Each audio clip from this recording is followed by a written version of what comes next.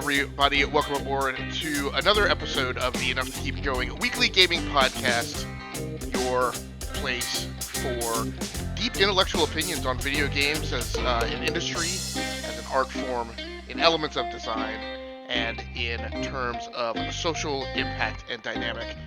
We are gathered here once again in this year of our gaming 2019 for yet another in our annual installment of the Gaming Superlative Awards show. This is where, unlike a lot of other award shows who do, best in a myriad of categories, we kind of consider this year's or each year's bumper crop of game releases in terms of kind of like your high school superlatives. So think most likely to succeed, most likely to make everyone smile, that kind of stuff. But we salt it with our own flavor of categories. Here with me, I'm very proud to announce, is Mr. DBQ Hams. It is that time. I'm so excited to have the full cast here and more. This is always a fun show, and thank you, sir, for leading us to this gaming promised land in the year of 2019. Oh, no worries. I'm only doing so because I drew the short stick. I threw everybody's name in a hat, and my own came out. Joining us, additionally, is Osiris Prime. How you doing, Prime? Oh, I'm great. I'm finally back. I've risen from the grave, so to speak, and I'm back on the podcast. Nice, nice. Uh, in addition to those two of my partners in crime, is Swiss Guard. How you doing, Swiss? I'm good. It's the third year we've been doing this, which is kind of surprising and a little scary, but this is my favorite show, so I'm excited about it. Nice, nice, nice. Yes, our third annual Gaming Superlative show. And joining us and him is JetForce Vella. How you doing, Vella? Good, good. Thanks for having me. I'm excited to show pics and do the Christmas show. How exciting is that? Now, one of the reasons I'm so excited about the show is, number one is because and I'm the only one who has seen everyone's ballot for this year. The rest of the cast will be hearing these responses for the first time. It is, I think, the most diverse set of selections that we've ever had. We have roughly 16 categories to go through. There are interesting points of convergence where we are like-minded. It is very interesting to see, in some cases, the same game pop up, but for different selections and different reasons. Some of these selections, I'm going to tell you, are probably actually going to get a little heated. So I hope everybody has their big boy and big girl pants on tonight, ready to defend your position. More heated than last year's Red Dead travesty that we raked each other the coals over. Yeah, yes, DBQ, and I will leave it at that. Another reason why I'm very I'm looking forward to this episode is I think we're also standing, a lot of us, I think all of us in some way or another are kind of standing on the precipice of change. Whether it is because new consoles, think about it. Think about it. By the time we have this conversation next year, some of you will be playing on new consoles. Some of you will have games in next year's list that will be next-gen games. So it's a pretty interesting thing, and I think that there are other potential changes that are in the wind for how people play. Who knows? We could have a Stadia game on here next year. Prime doesn't think so, and he has a thing in his list as to why he feels that way. But anything's possible. Could be a Project X kind of, could be an Apple Arcade exclusive, for all we know. So without further ado, let's go ahead and get started. I'm not going to do a roll call of all the topics, all the categories that we have. We will just go through them one by one, and may discussion ensue. First category for the night: most likely for a family game night. And as we always do when we have occasion to, ladies first. Vella, your pick for most likely for a family game night.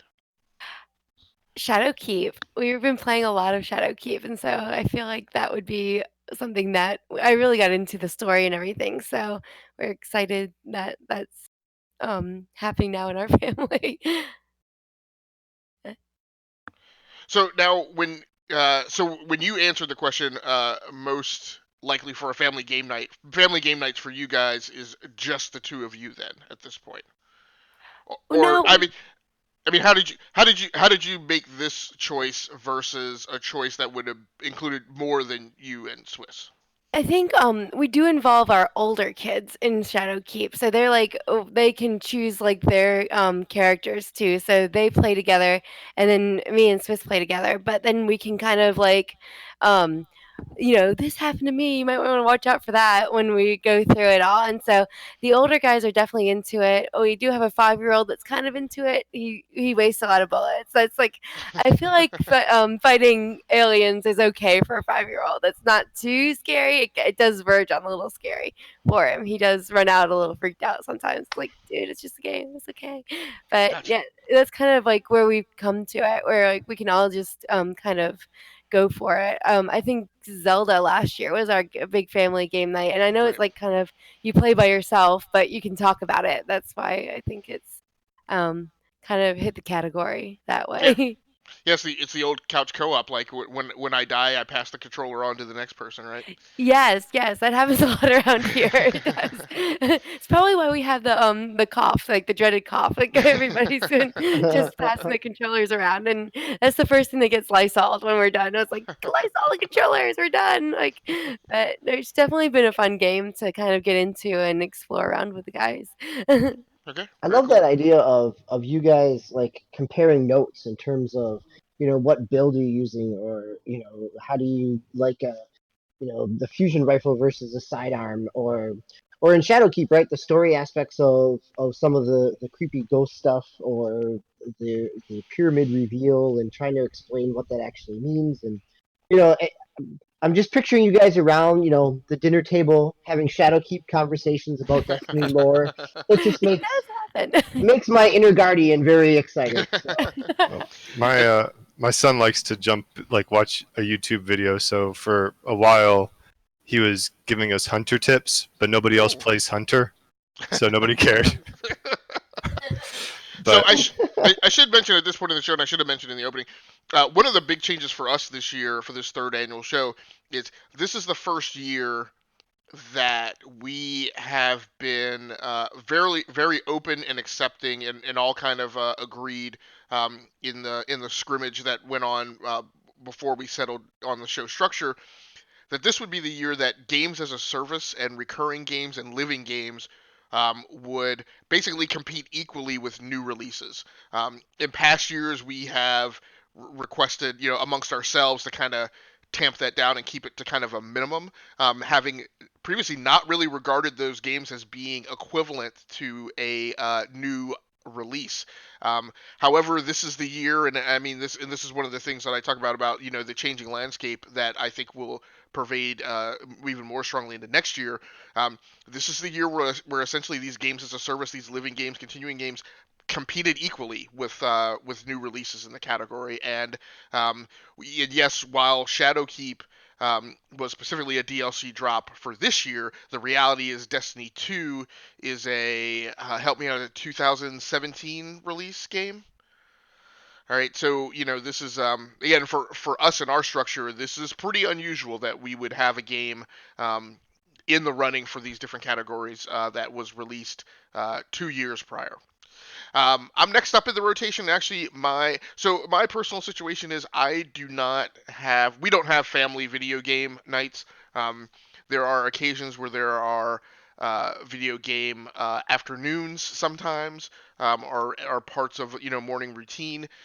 In general, my own kids at this point are only they're not getting their hands on full-blown modern consoles. I have kind of like a retro box that connects up over an HDMI connection that has a bunch of old Data East games on it. Um, and the kids play some mixtures of like web stuff and things on their tablets. So I make picks as far as like if I'm I just did have. picturing your kids playing Karnoff right now, right? Like the big fat shirtless guy breathing fire. Or Bad Yeah. Dudes. Is that a Data East one? Yep. Bad Dudes is another Data East I one. don't know if that's on this machine. They play a lot of Monkey Boy or something like that. I don't even remember the names of all those games on there. Um, but this is essentially the titles that I would play with my kids if they were at that stage. And my pick for this category for this year is Yoshi's Crafted World. And I have had I should caveat that a little bit. I do have instances both with my pick last year and this year. This is for me is the title that, like, if my oldest kid comes into the room, she might ask, "Hey, can we play blah blah blah?" And the reality is, I actually play it. Sometimes I do let her play it. So it's not quite full blown family, but it's just us. Last year it was what is the name of the game? Toys for Games, Toys is Light, whatever the thing is. Oh, Imaginators. oh, right. Skylanders Imagineers. Yep. Skylanders Imaginators. Thank you, on the Nintendo Switch. This year, it's another Nintendo Switch pick, Yoshi's Crafted World. So my daughter did have occasion to wander in and actually see this game played and got quite engaged and started actively participating in. And I started asking her, okay, how are we going to solve this puzzle? Less so the dynamic stuff, but a lot of the static puzzles in Yoshi's Crafted World she participated in. She did not engage with this one as much as Skylanders Imaginators. I think I suspect it's because last year there was a Skylanders cartoon that she saw every once in a while. No Yoshi cartoon, but so in Imaginators she was familiar with the characters and would see characters that she had seen on the cartoon. But this is the one that she pretty much engaged with the most this year as far as a new release, and it's the one that if we did have a family game night, it is the one that I would queue up for us to play. I like it as a pick for kids because I like, all games are a bit of problem solving, but I particularly like this one, that this is specifically a problem solving game, which I hope would encourage kind of STEM skill sets and things like that. So next up in the rotation is Prime, and this is an interesting compete when Destiny 2 has already been thrown into the fray. So Prime, what is your pick for most likely for a family game night? Yeah, so my pick is once again a little alien hunting and killing. So it's Halo MCC. And I would have said Fortnite, but my wife just couldn't get into it. She just didn't like it. So Halo, me and my wife had played back when we were dating. We used to play it all the time, just 1v1. But then we got my son playing into this because he's always been asking if we, can you play Halo? And I was like, you know what? I don't know yet. Finally, he's at the age, just like Vella said, aliens. That's fine. You could shoot them. So it's green blood or whatever that comes out of their body. So we've been playing that here and there. We haven't been able to play it all too often, but it's definitely the one game we've all been able to get it to get in and have a lot of fun. So I'm pretty excited because when I was filling out my ballot and I saw that, in my head I was predicting that Prime would select Halo, just based on a previous episode that we had. Yes, and it just came out for PC this year, so I'm not playing on PC, but consoles. It's still within the year, so. And I don't know if that was like a stipulation if we had to have a game from this year, but I was trying to do that as much as I could. But yeah, that was my choice.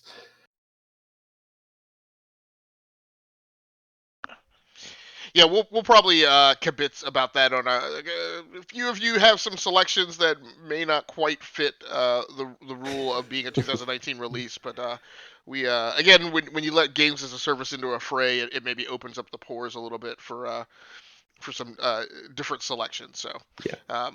It'll be fine. Like I said, it came out for PC, so technically it did come out this year. Yeah. Yes, many of them fall into that category where they were re-released on a different platform. Yeah, so, something else. So they're fine. Swiss, your pick for most likely for a family game night.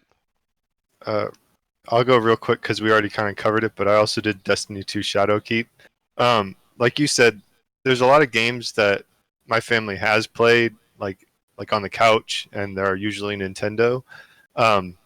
But this year, none have been released this year. Like we didn't. I think Super Mario Party came out this year, or it might have Right. been late last year. We didn't get that one. Mario Kart's not a new release, so I kind of just went with what's the game that I play the most with members of my family, which is Destiny 2, which a night or two a week at least. We play, even if it's just one gambit match. So. Okay. So now, when you guys play this for family game time, are you playing on PC or are you playing on PlayStation? PC. Okay. All right. DBQ, final one in the barrel. Sure. So mine is the game that I have had the most fun playing with my kids since since the first week of the Switch, and so this is Mario and Sonic at the Tokyo Olympics. That we played it past the point where we all kind of acknowledged it's not really a good game, but we Okay. had a lot of Thank you for laughter. saying that. Yes, right? No, Because right. my We all first, acknowledged that. Like I was like, oh, should I send it back? What should we because do? the first thing I was going to say when you said this pick was, "How dare you, sir?" No. It doesn't have to be a good game. It just has to be Very true. something that Very we're true. enjoying as a family. Right. Right. The rest of yours happen to be pretty good games, except for Yoshi's Crafted World, which is a great family game. Maybe not. Anyhow, not going to throw Can, that under can I the ask bus. why? Can I ask why you don't think it's a good game? Mario and Sonic? Yeah. Eh, because I would say that it's better than the past couple iterations. The control is better than the past couple iterations. It's not as waggle based. You actually have some really good.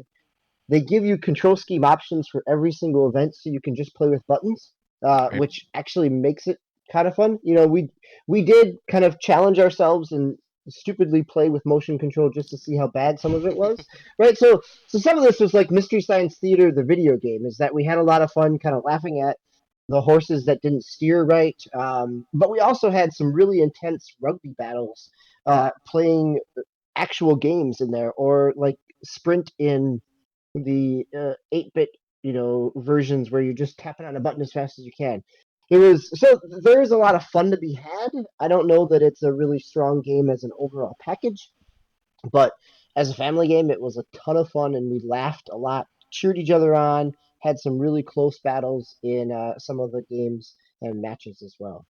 Yeah, and that's every time I hear you guys talk about this, this is what I hear coming off of it is remembering like the track and field experience in the arcade, or the Olympic Summer Games experience, on PC. I mean, yes, at a certain point, there's a certain number of laughs that are had from two people wailing away on the same keyboard, two keys apiece to run the left and right leg, or in the arcade, two people just banging, wailing away on the track and field console to run faster than the other. But at a certain point, that is all there is to that. And I feel like it's the same kind of paradigm So I would with say that Mario there and are some Sonic games Olympics. here, and this is where we played rugby a lot. Okay. Rugby is actually a relatively fully realized kind of game of rugby. There's a soccer game in there as well that doesn't control as smoothly as rugby, and so we ended up coming back to that when we weren't trying to just be having some dumb fun like mashing on buttons. That was where we had the most competitive battles, was in rugby. Okay. On to the next category. Uh, and I think one piece of administrivia, we talked a little bit about, one of the things for us in this uh, in this episode structure is that we don't really have a dedicated game of the year award category. I guess just very quickly, one question I will ask, because we were trying to deal with this bit of admin right before showtime. Um, for that game, for each of you, is the game that you would pick listed in some other category? Yeah. Okay. So Yeah, so I lots of silent nods for those on the yeah. podcast. So Yeah, so that I think doesn't really help us. Yes. I think what I would say is, rather than add another category, if that game for you is listed in another category, go ahead and discuss it when it comes up. then. And I think I'm a little rusty. I probably should have watched or listened to last year's episode of this. I think that's the way we've dealt with it before. I think for each of us, it has fallen into another category that is equated to us as our favorite game or game of the year. Although that may not consistently be the same category for each of us across all the superlatives. Um, so on to the next category, most likely to be the game played when sick. I will start this round off. For me, that would be MLB The Show 19. And I probably crutched this pick a little bit because we have another category that is most likely to regret trading in or not fully playing in 2019. MLB The Show 19 probably falls into that category for me. It is a game that, I mean, how many games are there in a baseball season? 140 something. It's incredibly 162. 162. All right, so it's incredibly difficult to dedicatingly get through an entire season of baseball. But I will continue to lament. Like I think the year and the instance in which I had the most fun with a game of MLB was when it was available on the PlayStation Portable, because I would just take it with me, and when I was in a hotel or when I was in travel, on travel, or sitting on a plane or whatever, that's what I would play, and that's how I would crank through like dozens and dozens of games in my MLB season. Um, so if I were laid up sick, there's a good chance that, and I thought about this a little bit in terms of like, geez, if I were really like running a fever, would I really want to be down here like on a flight control system or manning a set of wheel and pedals, or in some like super intense first-person shooter? Part of me would claim that I would. Part of me would say, maybe I'd just like lower the gaming chair, like lean way back, sit in front of the big screen TV, and maybe chill out and play some MLB The Show. A game where, by the way, if you fall asleep from sick, tired fever, there's not really any impact as long as you are pitching. Now, if you're batting, you're going to wake up to find the inning over. But if you're pitching, you're okay. Your pitcher will just continue to stand there on the mound and kick dirt until you're ready to actually throw a pitch. I like how you Uh, choose a game that makes you feel active when you're feeling kind of junky and crappy from being sick. I don't really think of baseball as a very active sport, DBQ. Sorry. Well, It's an better than all that outdoorsy thing. video poker. That's So true. That's true. It's an outdoorsy thing. Prime, what is your pick for most likely to be the game played when sick? Yeah, for me, this one was I just wanted something that was relaxing. Like I didn't want to play Fortnite or Rocket League. It's kind of it gets your adrenaline pumping, and yeah, that might be good for you. But I kind of just want something that's kind of just chill. So I've been playing because I've been sick last couple weeks. A lot of Pokemon Shield.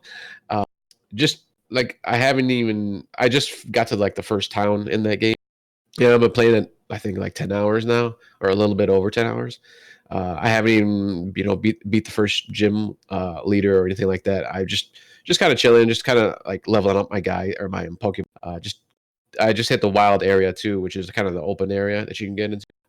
So I've just been doing that, just kind of exploring that and just leveling up my Pokemon. So that's just kind of a more of a relaxing feeling for me. So I don't want to get too pumped up or anything. So it's kind of nice, just sit back, relax, and have some weird creatures battle each other. So Prime, I almost chose that as my category, this one as well, because I was thinking, what game would be slow enough that if I fell asleep, one, it wouldn't hurt the game, but two, maybe the game is slow enough that it encourages me to sleep so that I get better. yeah, So I almost picked Pokemon.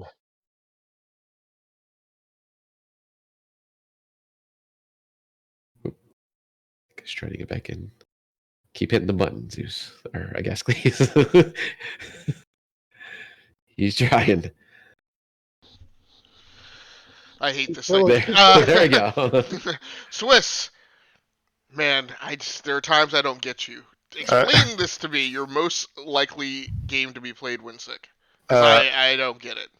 I picked Death Stranding. And I will further reinforce, I don't get it after having listened to your discussion with DBQ about this on last week's podcast. Gotta be relaxing, doesn't it?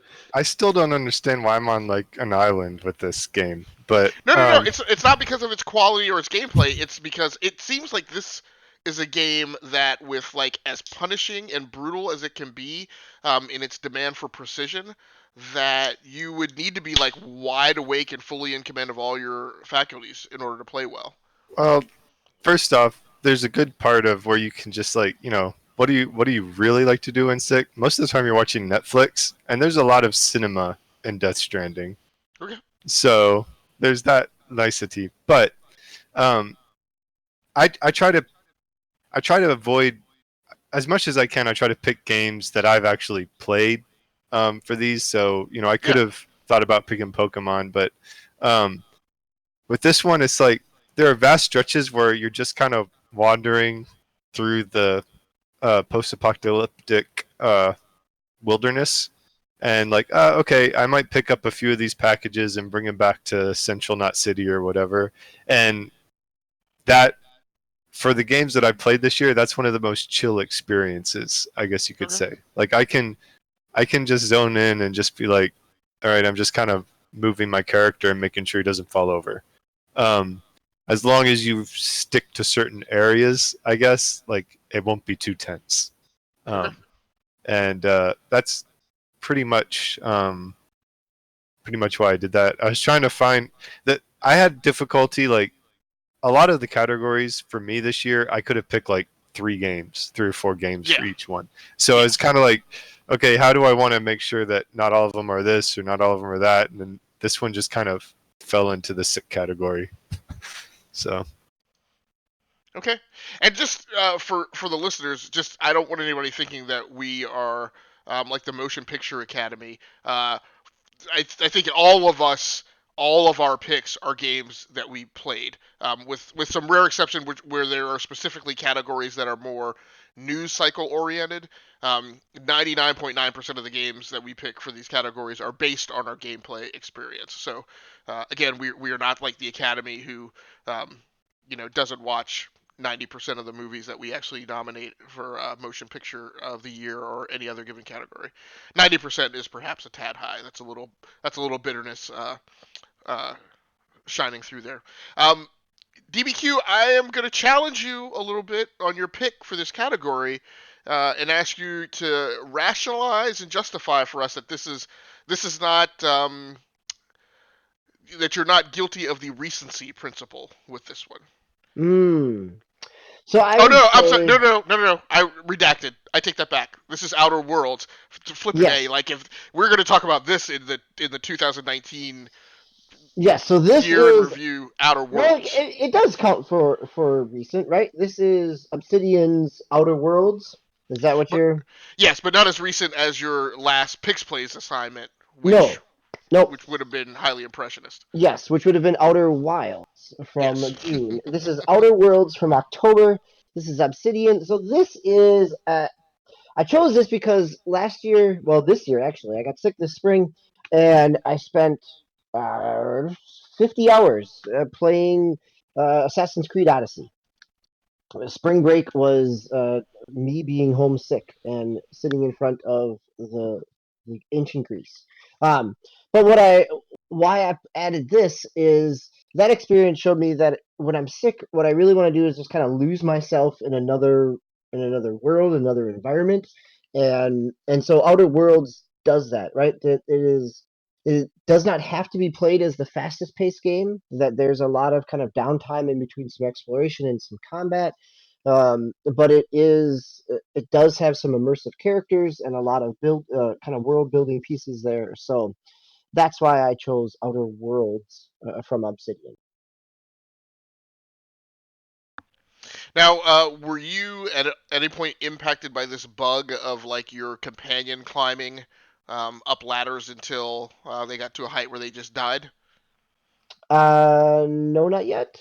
Okay, all right. Um, If it didn't hit you yet, you should be good though. I believe that it has been patched in this past week. But I just thought that was a very curious bug and was wondering if you had huh? actually seen it or Nope, experienced. not yet. Vela, most likely to be the game played when sick.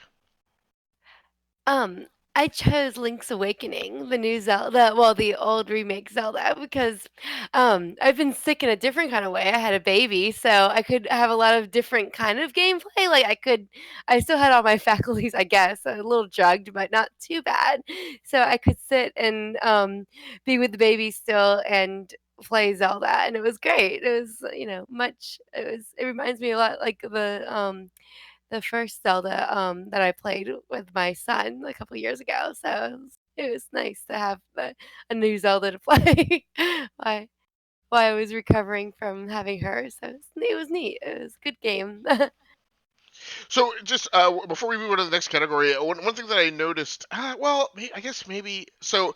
In the past, this game has kind of typically reflected like a big grind game for a lot of us. Like it's been a game that requires like a lot of time invested to like inchstone through incremental objectives in an effort to like level up. So in the past, I'm pretty sure Destiny, I think the original Destiny, has fallen into this category for some of us. It doesn't necessarily seem like that's the theme this year. Um, but just out of curiosity, was anything in here selected as a means of getting through a particular grind of a game for any of you guys? Nope. Nope. I had thought about Destiny Okay. again, thinking of our past conversations, where what game can you kind of mindlessly kind of click at when you're not really feeling complete there, Right. um, Right. but went a different direction. Okay. It'll be interesting, and we may have to have our own conversation next year about how some of the December games sometimes get slighted in this show. None of us have necessarily thrown down. Some of us have shown some interest in Darksiders Genesis, but I'm very curious if something that's a Diablo 2, Diablo 3 esque game would wind up falling into this category because you can just kind of sit there and point and click. Um, Next category, New Lease on Life, Best Ported Game. Essentially, this is, we say New Lease on Life or Best Ported, but it's really any instance where any game would have a means to be represented, reissued, re-released for consumption by a theoretically broader audience. Prime, I will let you start this category off. All right, yes. So this was a title I actually had played back on the 360, and it is Red Faction Guerrilla, and it got remastered, or as I like the title for this one, remastered, the remastered edition. Came back on the Switch, and I think everything else too. I believe, as far as I know, the other consoles. But this was just a fun game that I always like to just kind of, I don't want to say mess around with, because I actually did follow the story. Yeah, even though I did beat it on the 360, I still am just kind of going through the story, and I'll pick it up every once in a while now, usually on my train rides, and just kind of play through it. It looks great on the Switch. I don't think I've actually ever played this game um, on the in the dock. I think I've always played it handheld, so that's probably why it looks pretty good. It looks pretty good on the handheld mode, so I never had any problems with it. I've never had any hiccups like with the graphics, or with like there's always kinds of explosions and shooting going on, and it still ran fine for me.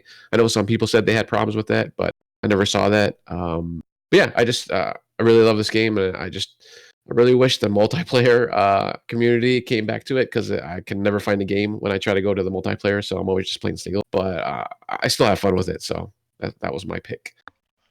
Yeah, and if I can remember the chronology on this correctly, which I probably can't, so Remastered was reissued last year, right, as a 2018 release originally on PC, I think PS4 and Xbox One, and then this year it was re-released for the Switch, and I think on the other platforms it got a 4K upgrade um, on Xbox One X with Xbox One X enhancements and PS4 Pro. I think. I don't think I don't. I'm not positive. I thought something extra got done to it besides just being released on Switch, but I could be wrong. Um, Point is, it's a good game. Go pick it up. It's a nice thing that's been reissued for people's consumption. Swiss, what was your pick for New Lease on Life Best Ported Game? Uh, yeah. Usually when I pick for this one, I tend away from like the DLC or the ongoing service type games and really zero in on like the port aspect. So I went with Legend of Zelda: Link's Awakening. I guess technically it's a port, even though it's kind of a remaster from the original Game Boy game, and I just think it's a really solid little game. I love the art style. I like the the dialogue in the game is cute, a little bit tongue in cheek. Um, but it's just this, it's a solid game done right. It's weird. I don't remember playing it, but like as I'm playing it, it's like there's something in the back of my mind, like it's all familiar. Uh, but I can't for the life of me remember when I had it. I mean, I must have had it when it was on the Game Boy, but who knows? Very good. So, just one question. So despite all the gaming that you guys do, are you guys a one Switch household? We have a PS4. We got 2 gaming PCs and 1 Switch. So Okay. So how did how did it get worked out with Vella playing um, when she was pregnant and you getting game time to play concurrently? she's already beaten it, Okay. and I started it like last week. Okay. Gotcha. So DB, sequentially, so DBQ, for your pick, I'm gonna riff with you because I picked the same thing. Oh, Um, nice. so, So yeah, go go ahead. ahead and start. I was going to say, I initially did not have this one. I almost put down, in terms of recency, I almost put down Shovel Knight with the most recent expansion, King of Cards, because it got me to charge my Wii U gamepad for the first time in who knows how long. Um, so that was definitely a new lease on life, but really, I think the new lease on life comes in the form of the reanimated life that is Resident Evil Zombies. So Resident Evil 2, definitely just a beautiful port. It's not even a port; it's a totally new remake. It's a brand new game with with over the top of the old game to some degree. The graphics are just beautiful. The gameplay is good. I ended up picking it up. I played it a little bit over the course of the summer, but just kind of dabbled. And then this fall, actually picked it up over the Thanksgiving holiday. you But this you is played it also in somebody. Yeah, go ahead. you played it in VR, right? Is No, that that was Resident Evil 7. That was a different. okay? That was my horror Halloween one. This was, yeah. This one is. I say this as somebody who rented the Resident Evil animated movie in 2008, which reunited Leon and Claire, right? So I like these characters, and this is a fun implementation. So I also picked this for my selection for this category, and I say that as someone who watched all of the Resident Evil films as part of one of my movie review projects in the last couple of Wow. years. I thought I was bad that I had watched the animated version, but Yeah, you. Woo. yeah, that's a special kind of pain. There's a lot of great nostalgia in those movies. There's a lot of like, oh, oy vey, like I don't know what they were doing with this. But at any rate, I also picked Resident Evil 2. I played it on Xbox. It was one of these what is kind of historically becoming a Resident Evil release that drops in February from Capcom. Um, it's almost unfortunate that we won't be getting Resident Evil 3 repeating that cycle in 2020. Um, Wait a but minute. What do you mean? Isn't Resident Evil 3 coming out? That was the y- state of play from last. yes, but it's just not that February timeline. Ah, okay. Yeah, Okay. yep. Um, because I love that February time slot, right? It's just clear of the holiday time frame where you kind of feel like you have some makeup games, like you're just getting clear and really ready to start consuming the new games for the year. And then Resident Evil is kind of that. It's horror, so it's gonna maybe sound a little grotesque when I say it's kind of that warm apple pie kind of feeling of getting back to a familiar franchise to kick off the start of really the new gaming year. So it's kind of been the start of the new gaming year for the last few years, and it's a little bit unfortunate that the schedule doesn't sync up with that next year. But as DBQ mentioned, it's for me, this game is significant not only in its accomplishment as a game, but in the corporate choice that Capcom makes to go back to Resident Evil 2, and in this landscape where we frequently talk about what is a remaster, what is a remake, what should it be, and we asked this question of ourselves last year during one of our conversation topics, and we said, is it okay to go back and monkey with the original formula, right? This was a big topic in Shadow of the Colossus, right? Which is Shadow of the Colossus has design problems, right? Was the right thing to do to recreate that thing exactly as it is and make you resuffer through that pain, or was the right thing to iterate on that design and try and clean up? I think DBQ, you and I have talked about them as the quality of life improvements. I'm firmly of the mind of you should make the quality of life improvements. Like this whole notion, like gamers, this whole notion that gamers say, well, it's not a remake if they monkey with and you should bring along all the bad stuff. I think that's stupid. So I applaud Capcom for the design choice and the artistic choice in saying we're gonna do Resident Evil 2. We're going to bring back all the nostalgia, but we're going to get rid of the tank controls. We're going to make it control like a modern 21st century survival horror game, and we're still going to make that work with all the same story beats that we did last time.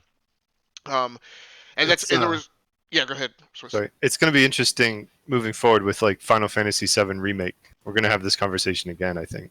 Yes, yes, with a whole different type of crazy because Final Fantasy people are Final Fantasy people. But they're very akin to Resident Evil people, right? And part of the problem with the Resident Evil choice is that Resident Evil is a game where you can argue those early iterations, the tank controls were inherently part of creating suspense and horror and fear. These guys pulled that off with aplomb, and I love the way that they also did it by reaching out and going back to the original creative director and some of the original production teams and bringing them along to be consultants. And having them kind of architect how this game would be. And those guys were also of the mindset of like, no, don't just recreate what we did. That would be a horrible mistake. So really impressed by what was done with this from an artistic perspective and how it kind of evolves the conversation of what should a remake be, and presents a new target for other people to chase. Really impressed with Resident Evil, and as an emotional tether, Resident Evil for me was really the first Resident Evil that I really acknowledge. I played Resident Evil, I think on the Sega Saturn. It did not resonate with me. Amazingly enough, I went back when Resident Evil 2 came out, whereas normally I would be like, the first game didn't do it for me, I'm not going to take a risk on the second. But I went to Resident Evil 2, fell in love with the game. I like the first Resident Evil movie because it brings along those elements of Raccoon City to a certain extent and some of that mythology. For me, Resident Evil lives in Raccoon City. All the other stuff outside of Raccoon City to me just doesn't resonate with me as well. So strong thumbs up, strong support from me for Resident Evil 2 and DBQ. I was Yeah, no, I agree. I'm saying that as somebody who doesn't have nostalgia for the original game. Like I like the world, but I never could get into the tank controls. I was very glad for the revisions that you described. Yep. Yep. Vella, your pick for New Lease on Life Best Ported Game.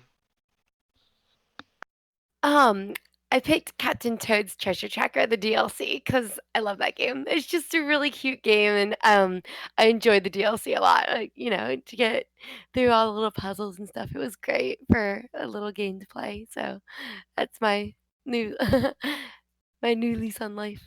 I think that game dropped. The DLC was like a free update, and it added like multiplayer and all these new maps. So, and this is like a really big 180 from Resident Evil 2. Right. um. So I think.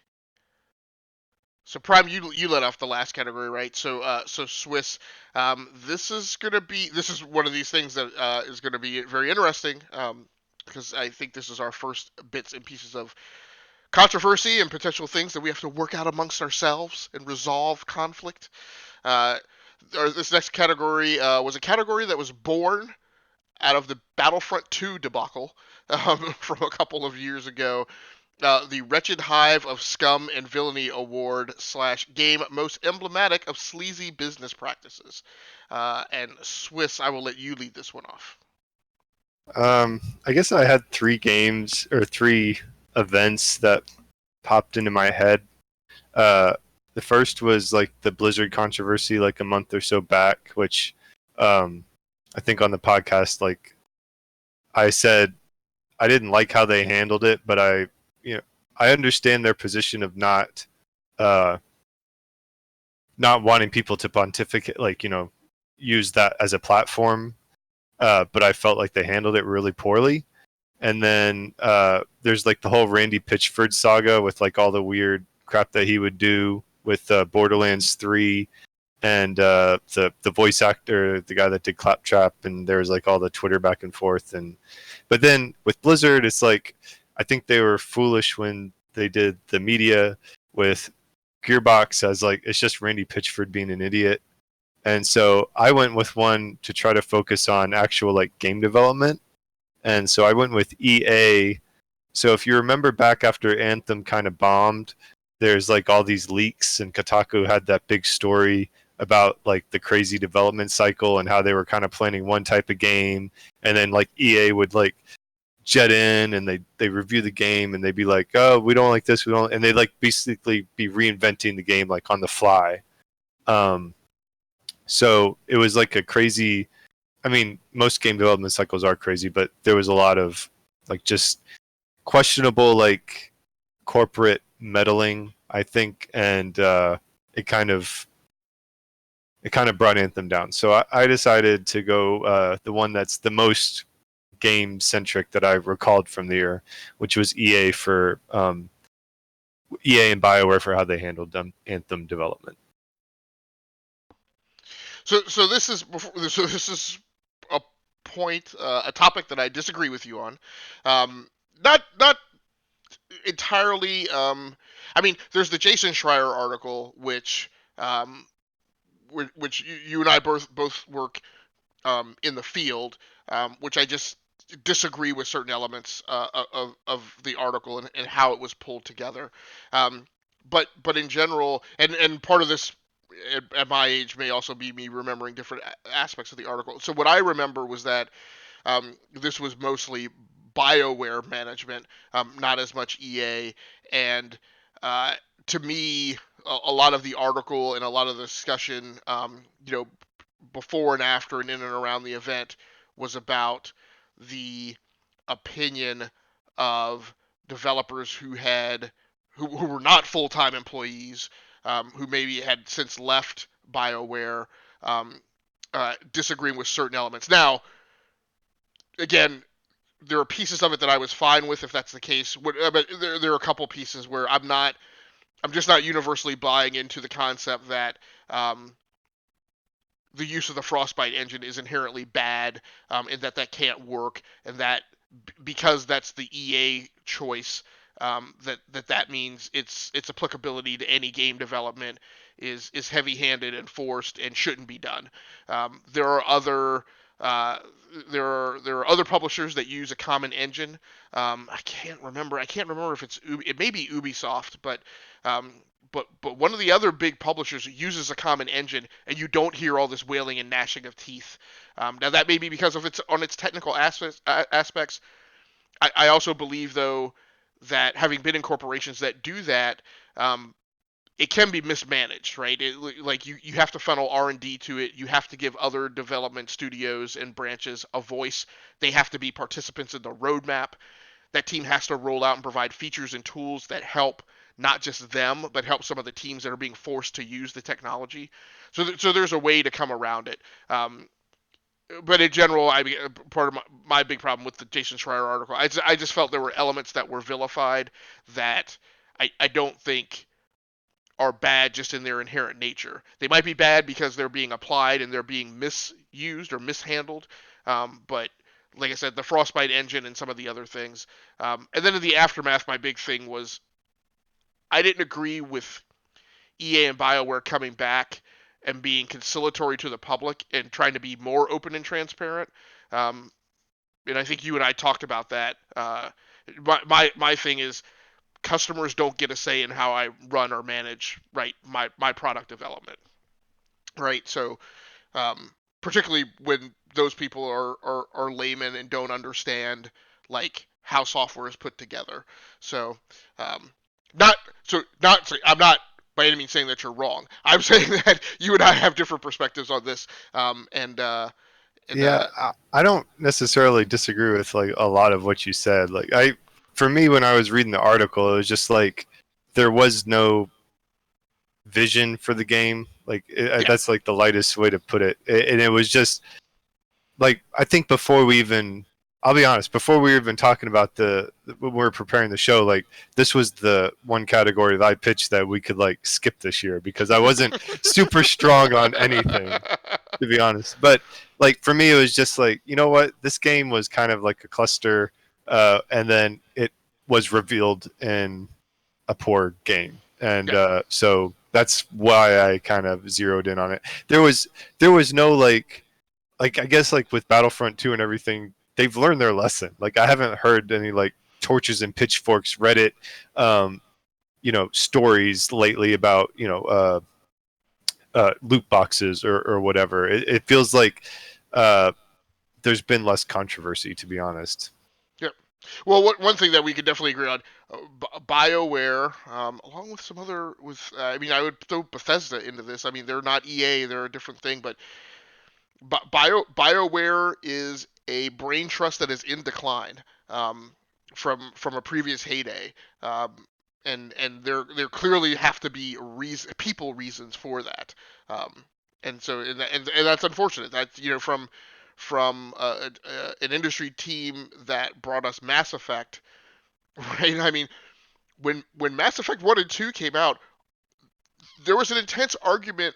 There would be an intense argument that any game preceding that title, that franchise, had you know that it didn't exceed them all head and shoulders. Um, and then you throw Dragon Quest in there, all the way down to A Day Now, where I think if somebody were to say, hey, who were the three worst developers, right, in 2019, BioWare would be in that mix. So it's definitely an interesting saga and soap opera. DBQ, what was your pick for Wretched Hive? So mine is not so wretched. I mean, it is not as much as that, but it does stick on the EA front. So mine is the rollout and release, this kind of staggered rollout and release that happened for Plants vs Zombies: Garden Warfare, There Goes the Neighborhood, or Take Back the Neighborhood. So this is the third Plants vs Zombies: Garden Warfare game. I have enjoyed the other two. I was actually looking forward to this game. But the way that they rolled it out was kind of it wasn't even really a stealth release. Like, they learned, they did successfully with Apex Legends. This was, it not only was a stealth release, but it wasn't the full game. It was kind of part of the hub world and one mode. And then the next week they rolled out another mode. And the week after they rolled out another mode. And in some ways, like, that could actually keep some hype going or give the community something big to talk about because there was something new happening. But because it never really released until a month after kind of all the wind was out of its sails, there wasn't any real press coverage around it, and it also not only, that the way that it was rolled out, I think why it hit this category. The way that it almost got to the most disappointing category was that the game itself it didn't really do anything that special and was almost a step back from the previous game. I'm just gonna say, and this, I'm being totally honest. I didn't even know it was released yet. To be honest with Really? you, This I didn't is know. I mean, I honestly didn't know it was released. So I know no, that I we had mean, heard about it. I think what, during E3 or maybe a we little bit heard about it afterwards. during E3. There was an alpha. The alpha was pretty fun. And then it rolled out to like EA Premier members. The Origins Premier. Kind of. I mean, it had that same kind of messy rollout that Anthem came in with, except without all the press around it. Yeah. Here you have access to a game that's not really a game yet because we haven't done a day one patch, but really it's not a day one patch, it's a day 30 patch. And yeah, there was a lot of problems to it.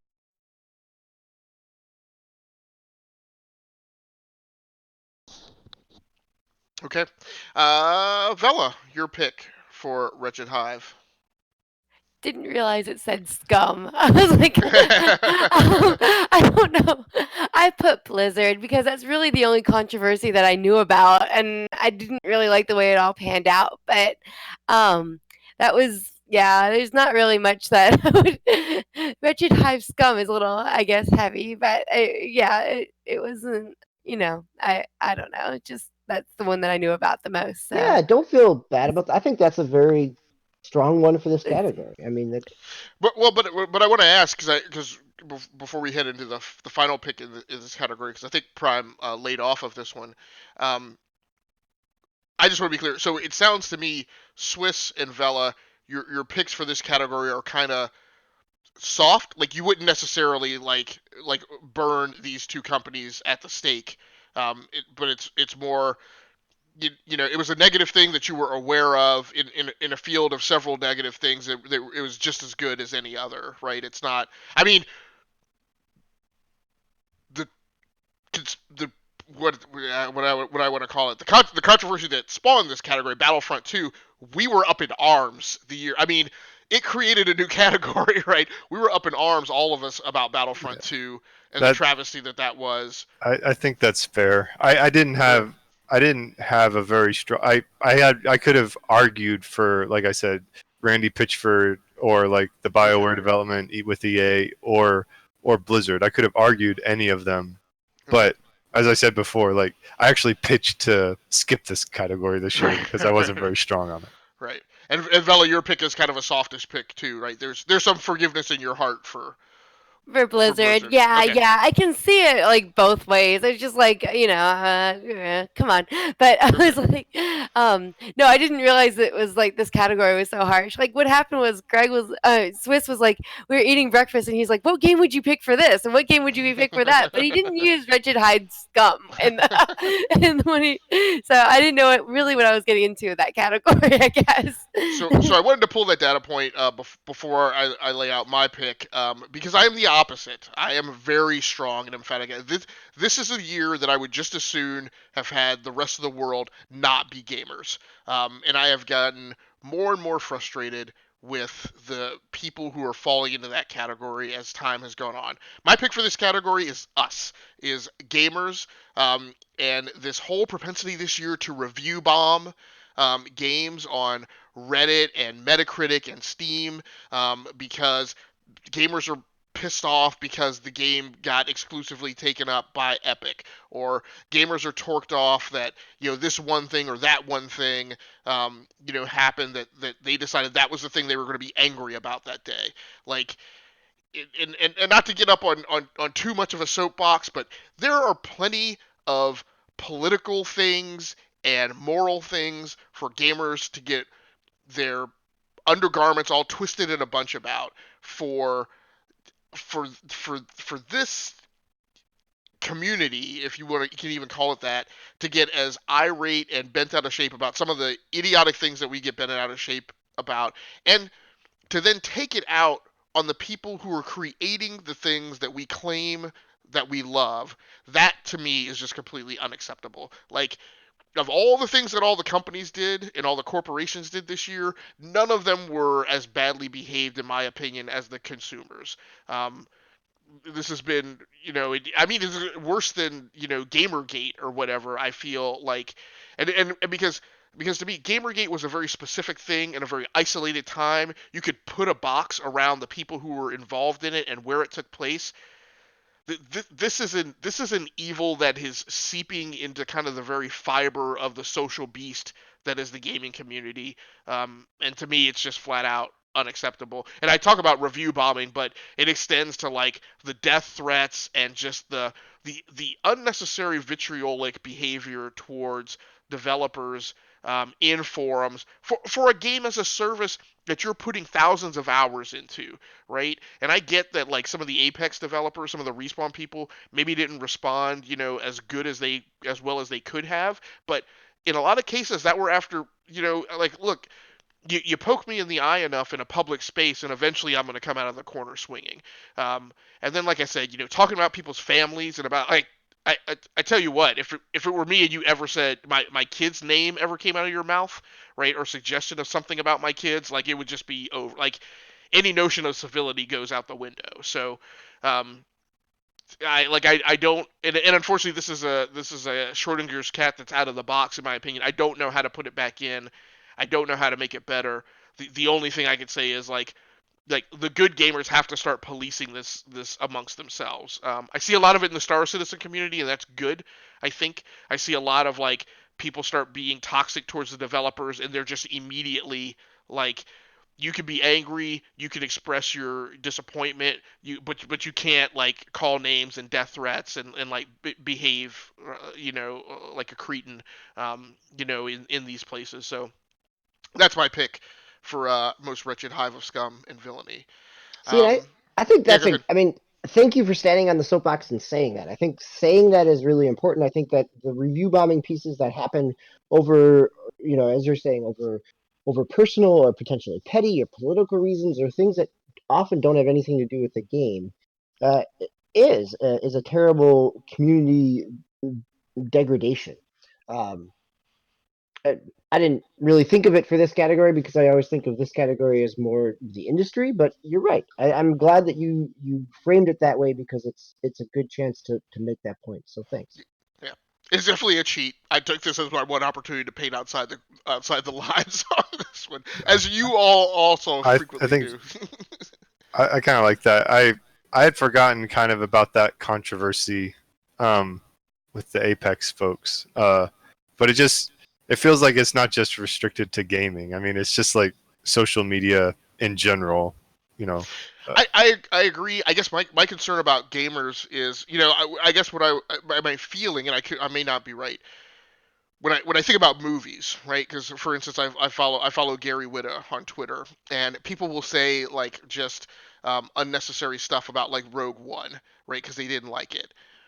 The difference to me in the gaming community is I feel like the communications channels that we utilize are far more cohesive and consolidated. And so when something hits a fever pitch on Reddit, like it's a very prominent, visible aggregation of human beings in a single space.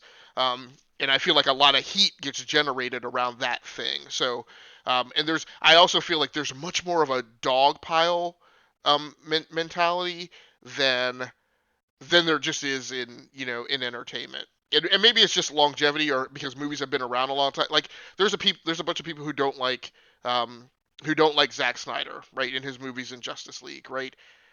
However, I feel like there's more people who follow that who like don't care about those people, right?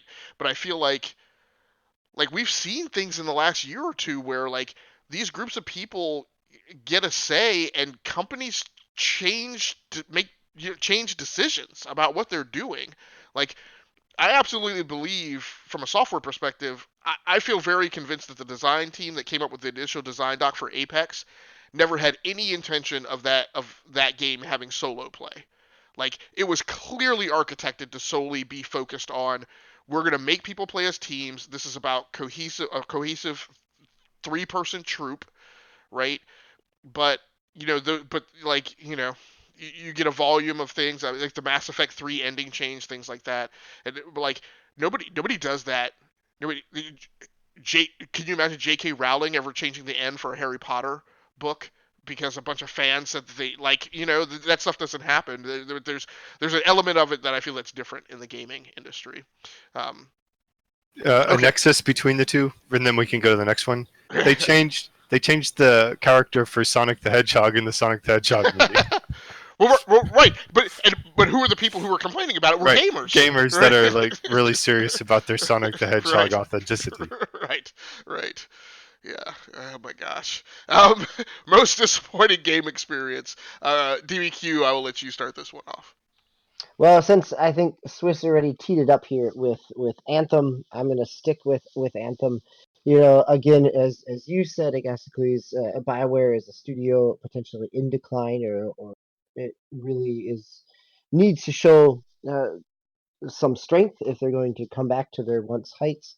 This was a game, what should have been the combination of two genres that I love in terms of the looter shooter type of genre and also BioWare storytelling, and I had some reservations after playing playing it before release.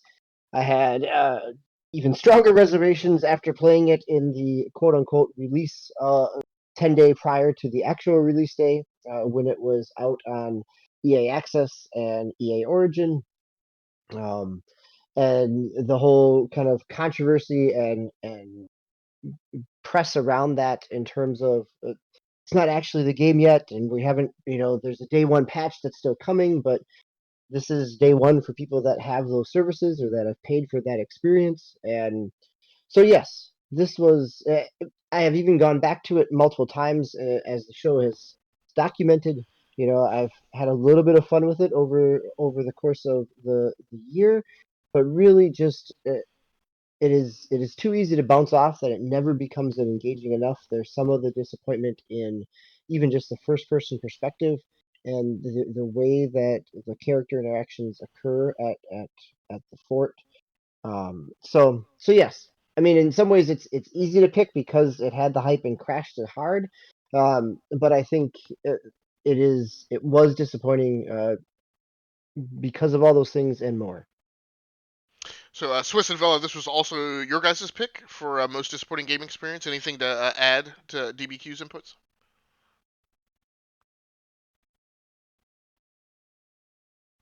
Oh, he was looking at me. Sorry. I just I just picked it because I was excited about it. It looked like TV said. It was like, oh, this is gonna be a looter shooter like Destiny. I'm gonna get into it, and it never happened. So I just remember being like kind of frustrated. I'm like, well, I'm gonna go play other things now because it's disappointing. That's it. I guess that's why. All right, Swiss. I remember watching Vela play the demo and mocking her because she kept flying into the cavern canyon walls with her Iron Man suit. I was like, why? And then I played it and I proceeded to fly into the canyon walls in my Iron Man suit and then ask, where are all, like, where's my party members? And then it finally, like, rubber bands me to where I need to be, and they've already solved the puzzle, and then you're back in the hub. So it was very, it just didn't. I didn't want to get into it. I'll be honest beforehand, and because I had already started getting into Destiny, and I didn't want two of those types of games. Right. But fortunately, I didn't like it, so I was able to dismiss it and move on back to Made, Destiny. made your choice easy for you. Eh? Yes. My picks for this category are Pillars of Eternity Complete and Divinity Original Sin 2 Definitive Edition on the Nintendo Switch. And this falls into a kind of category of things that are going on the Switch. I'll add kind of Civilization 6 in here. And I'm talking about us all evolving as the type of gamers we have been and the type of gamers we've represented as on the show. I have firmly been a strong member of of the um, the pets movement, the port everything to Switch movement. I am not in that political party anymore. There are look, I like taking these games on the go. What's happening with these type of games and Civilization 6 is when these games hit on the Switch, I play them for a little bit. What they force me to do is to then go play the PC version of them, which I often have. You just haven't gotten around to them in my backlog because I cannot learn the the place to learn how to play these games. I feel like is not on the Switch. There is something I think what I've nailed it down to is just the ability to quickly mouse cursor around an entire screen and get tool tips and mouse tips and quickly call up tutorial information that makes onboarding with these games so much easier on PC. And on the Switch, you don't have a mouse cursor. Divinity Original Sin, like the control scheme is downright Byzantine in terms of like when you hit a button, how you get out of like certain movement modalities in the game. The games are not designed with any. What's happening is people are porting these games and they're not putting any additional thickness in the layer of tutorial that's available with consideration that this is a person playing on a console, often with the controllers bolted onto the side of the blasted display, right?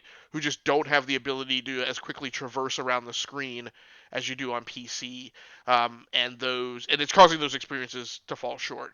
I'm pretty confident that, as it was the case with Civilization 6, once I played Civ 6 on PC, and then could understand what was going on Switch, it was very easy to flip over to the Switch and get a lot of enjoyment out of it. But I'm having to do my onboarding on PC and then come back to the Switch version, and that's a disappointing gaming experience when I tee one of these things up to like live stream it and I spend like 2-3 hours like trying to figure out what the flip is going on right on the screen.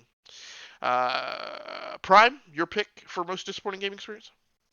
So I'm going with the Stadia on this one. So the text there, I like. I mean, I never was. I think I talked about it in one of the shows when it first came out. It streamed. I never, it was always good. I tried it outside of the home, and it was fine. But there's just for right now, and for me at least, there's just no games that I really want to play on there. You do get free ones, so you get 2 free ones actually now instead of just a one, which they initially had said. So you got Destiny and Samurai Showdown, the first month that it came out. Fine. I mean, I can't play Destiny unless I have somebody that I know and can play and can talk with, and joke around and stuff like that. And yeah, there was people out there. It's not like it was like a dead game world or anything, but people help and stuff too. But I just like that having to know that person, and go through that experience. Samurai Showdown, just a fighting game. I mean, it was fine. And then the next two were the original rebooted Tomb Raider, which I already beat. I was like, all right, that's fine. And then Farm Simulator 19. It's fine, I guess. It's nothing I really want to sink my teeth into on a service like this. But even just going through like their other, catalog of games, I mean, it was just, it's a lot of older stuff, obviously, which is fine. I mean, I'm not gonna drag them down for that. But wasn't really anything that I wanted to play. That's pretty much the reason I just didn't. I just found it disappointing. So, and then on kind of the technology side, I guess, is that this thing takes up a lot of data, a good amount of data, I should say. I should say a lot, and I don't have an unlimited, plan right now. So it's just like, you know what? I mean, even I can even throw XCloud into this for the same reason, at least as the tech side is just, it's just too much data being used, and I just can't go through it, for right now. So hopefully sometime in the future, if they start getting like maybe their own exclusives and stuff like that. Like they had one exclusive, I think, so far, which was Guilt, I believe. I think, which it didn't interest me. So I mean, I'll just have to see in the future how these experiences, kind of pan out. Okay, gotcha. Sorry, I've got a string stuck on my shirt is bothering me in the camera. um, most likely to be a goatee in most media outlets. Vela, I'll let you start this one off.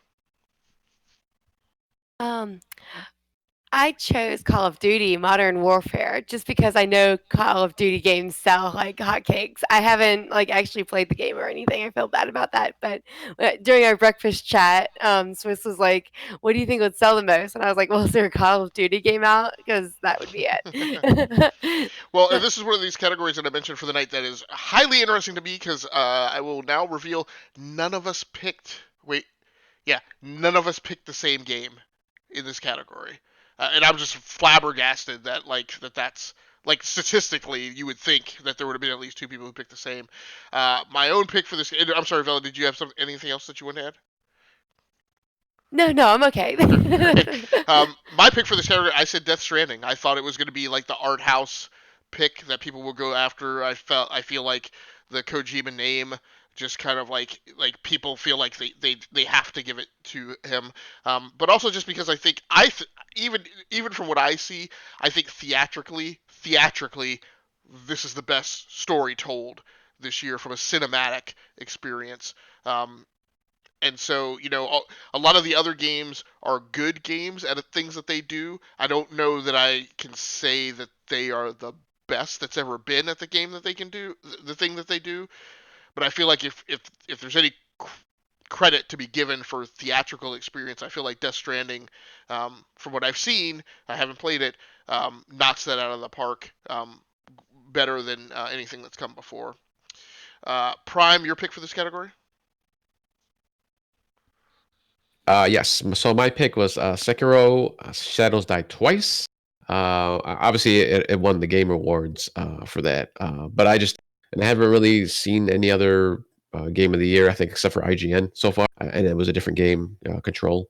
But I just heard a lot of buzz about this game. Unfortunately haven't played it, which will come up later on, probably in tomorrow's show. Pop up again on my list here. But yeah, I just heard a lot of good buzz around it. I think Swiss, you played it, I believe, right? And said That's good things correct. about it. Yep. Yeah, so I was kind of like that, Japanese ninja kind of gameplay too. So I just kind of figured it was just kind of a good pick out there that everybody was going to go for. Okay, Swiss, your pick for this category? I picked the game that seemed to get the most consistently highest reviews. There's a lot of the ones that people have mentioned. Uh, they're all reasons to pick that as the game of the year, but I always feel like there's there was like a flaw inherent with each game. So like Sekiro is super niche, and like Death Stranding, like you said, is like mega art house. So like that could turn people off. Like Call of Duty, I know Call of Duty Modern Warfare was like, I think pretty much people really liked it as far as like revamping the series. Um, but it's like stale at this point, I think. Um, but I went with Resident Evil 2. So I haven't played it, but as you guys like were talking about earlier in the podcast, like it's I think a solid title across the board that also would have relatively broad appeal to the gaming community. Yeah, it's weird. It's weird in a lot of cases. Almost all of us picked games specifically that we hadn't played. Um, one exception to that being DBQ, who has actually played his pick I for this certainly category. have. And so this is another art house pick. This was actually Polygon's #1 game of the year last year.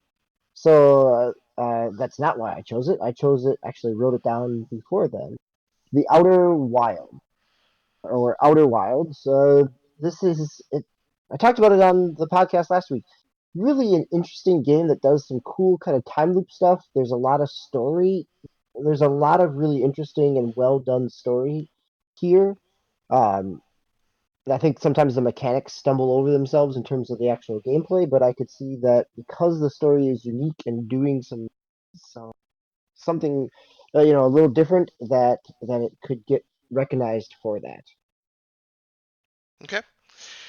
Next category is the hidden gem, most overlooked game. I'll start this category off. My pick for this category was Fell Seal, Arbiter's Mike. Again, this is yet another category where none of us picked the same thing. Fell Seal Arbiter's Mark was a summer release on PC. I think it was also available on Xbox, may have been available on other platforms. This is a game that is a tactical RPG. So it's turn-based, kind of tactical turn-based, squad-based RPG. But basically, you play essentially what is the equivalent of this law enforcement, the Arbiter, who they have their own mythology. Like each Arbiter has like a team. This would kind of make a pretty good TV show.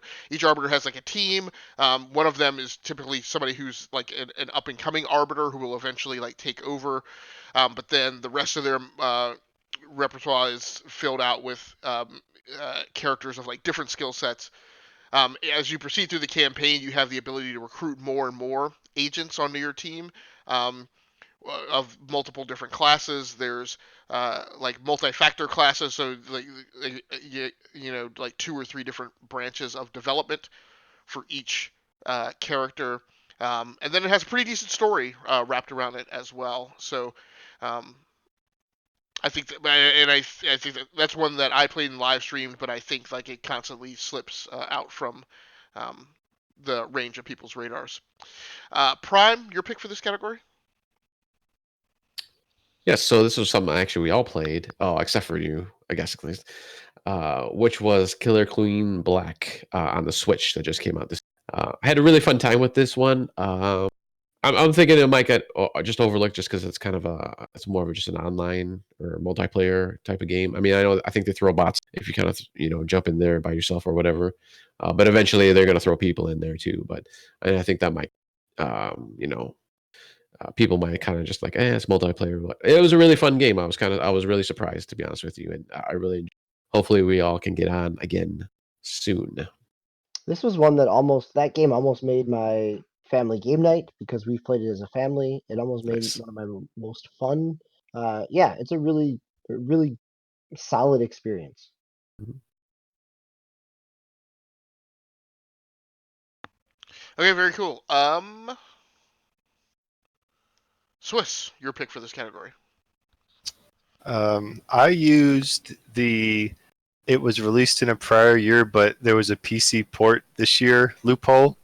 Nice. So I picked Octopath Traveler, which I play on the Switch, and I just really love the experience and just super enjoy playing this game. And I know that it had surprisingly good sales on the Switch. I don't know how the sales have been on Steam, but I consider it a hidden gem because of its relatively modest, like kind of like Killer Queen Black, relatively modest presentation. Like you get the sprite-based stuff, and it's not what you would consider AAA, but it's just a really solid JRPG, and I am looking forward to whatever future games the studio produces. I forget I think it's a new team at Square Enix, but yeah, Octopath Traveler. Okay, very cool. DBQ, your pick for this category. My pick for this category is out both on Switch and on Apple Arcade. I played it on Apple Arcade. It is Neocab. It's a graphic, it's a visual novel. It's got some variety of choices. It's really dialogue heavy, but the dialogue is strong. There's a lot of.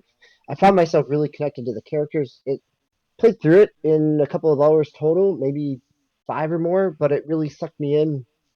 Kind of marathon through it over the course of just a couple nights. But it sucked me in enough that I was interested and like really thinking about these characters after I put the game down. Kind of thinking about their world. It was a game where after I finished it, I went back and reloaded a save before some of the final decisions to see how things would play out differently. So it definitely hooked me in and stayed with me. So that's Neocab um, uh, on Apple Arcade. Okay, and Vela, your pick for this category. I picked Super Mario Maker 2. We got it for my son, and I was like, nah, it's gonna be okay. And then I really got hooked on it. I don't know whether it was like we wanted to build our castles quicker. Like I was like, Michael was like, I got this done, and I was like, no, you didn't. I was like, Mommy got it first, and so I don't know if that was that competitive like streak that I have that I wanted to get my castle done first. But we enjoyed the game, and we still like I haven't gotten into really like making worlds or anything, but we play other worlds and stuff, and it's kind of been a really cool game to hook on to, I guess. Like kind of not one that I would normally play, I Yay! guess. I'm glad somebody brought this up. I almost had this as my life of the party most fun. Again, I've played it with my kids as well, but it's easy to get hooked. And now with the Zelda update stuff, I've been playing on that, and some of the way that that's implemented is just really creative. So it's a great game, for people that have a Switch now because there's a lot more of them than had when the first one came out. Very good, very good. So our final category of the night, life of the party, most fun game. Um, Prime, what was your pick for this one?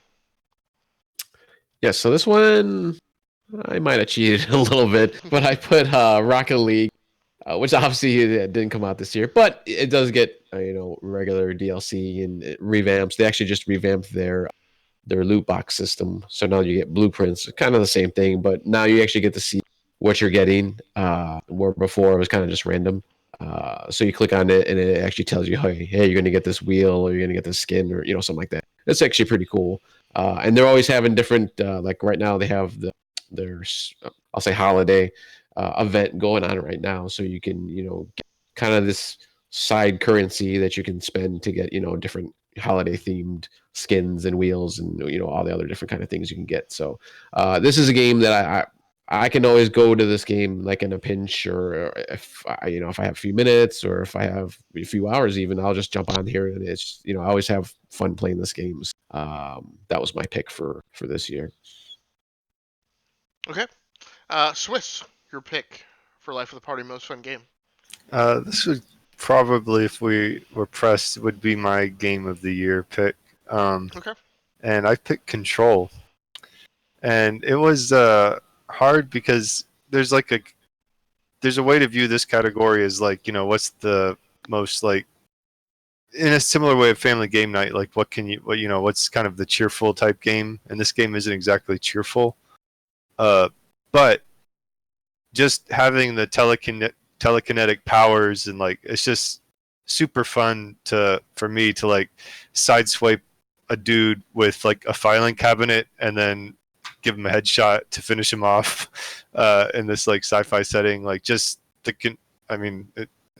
ironically the controls of the game are it's just for me super fun to actually play, and it helps that it has a cool sci-fi story. Is it's cool so far. I don't know if like it gets disappointing at the end. I haven't gotten there yet, but yeah, it's the I think you said it was like the coolest Jedi game in a while, Agascles. But Yep. but yeah, it's just playing through it is a lot of fun. Okay. And DBQ, your pick. So I've already mentioned a couple games that almost made this in terms of Killer Queen and Mario Maker. In the past, this has been my game of the year, but this year I really thought about it in terms of what game experience did I have the most fun with, and it's completely not a game of the year type of category, but it is the game that I had the most fun with this year, and that is Blood and Truth. PSVR, Blood and Truth. It is kind of a gangster spy esque, little bit of time crisis in the middle of a VR game. Really immersive, a lot of fun, and it was one of those. Again, it was probably just like last year. This game for me was Astrobot that I just played and had a dumb smile on my face while I played. And Blood and Truth was that same thing. That this was kind of the realization of an action game in VR, and I had a lot of dumb smiles on my face while watching it. It was came out during the summer, and it was a perfect summer action, popcorn movie, but as a video game or as a VR experience. Okay. Very cool. Vella, your pick for Life of the Party most fun game. Yoshi's Crafted World. It was just so cute. It was like, and it was definitely like, it was fun. It was a lot of fun to play. We had, um, yeah, the most fun with that this year. I actually forgot that it came out this year, so I was like, oh yeah, that's a good one to put in for that. But yeah, but it was Yoshi's Crafted World for sure. Okay. And then my pick for this category, I definitely read more of the Life of the Party part of this question, even though it's considered it can be considered from two different vectors at least. My pick was NHL 20. It's a return to form for EA in this franchise. It's welcome. It's a very much a comfort food game, but also really impressed with um, design elements of the game and just how perfectly balanced being on the ice is. I wound up picking this, leaning much more so towards the definition of most fun game um, than like we talked about in years past, where this was kind of our equivalent of a GOTY. Um, this year and last year playing soccer as a video game, and finally getting back to this because in recent years NHL has not been a great game. It was not one that was well enough to get up on my radar for purchase. I think there may have been, I want to say there was a year that was skipped in there, but I'm not positive. But it's one of those where when I score, like that feeling of elation, like it has to be expressed. Like when you get the puck in the net, it's just an incredibly euphoric feeling that I celebrate each time as if I were in the stands at a minor league hockey game. So it gets the nod. That's going to do it for us for this instance in this episode of the Enough to Keep Going weekly gaming podcast. So I think this will actually be episode 125. So we won't actually end the year on the nice round number DBQ, but we will pick up with whatever the sequence number is at the beginning of next year. We've got one more episode to do. There's a 2-part episode where we will discuss the rest of our picks.